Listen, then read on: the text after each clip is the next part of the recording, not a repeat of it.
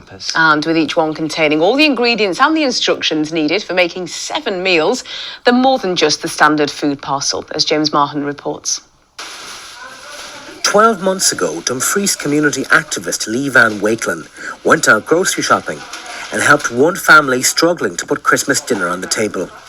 This year, he wants to help 150 families. I tell you what it is last year, met a family that had, they both worked, and one of them worked at a supermarket and was furloughed.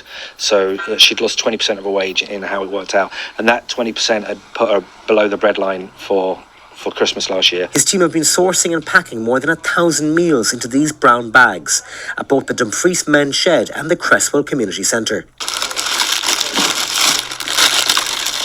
7 local restaurants have also partnered with the organisation and have made 7 menus to help each family prepare original meals over the next 7 days.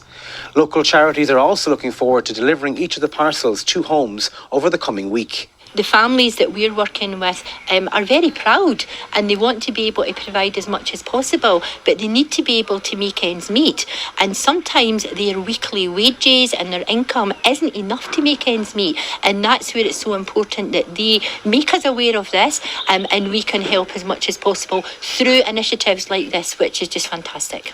So obviously if the kids aren't at school and their parents might not be able to go out and get like a weekly shop, etc., you know, the children are missing out on their nutritional values, etc., so they are suffering in that way. So by organisations and communities pulling together and offering food parcels, you know, it really does make a difference. And you know, they don't need to give a reason why they're coming for a food parcel.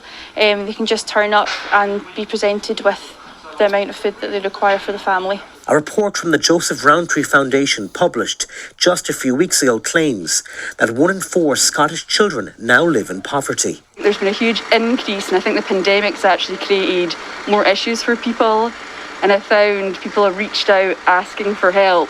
But that's a good thing, because then we can actually give it. But yes, it's definitely increased, and there's been a lot of job loss around us. We've seen families struggling. For Lee and his team, the deliveries keep going, and he's already thinking of what comes next. I keep saying it to people, it was 150 hampers this year, it will be 250 hampers next year.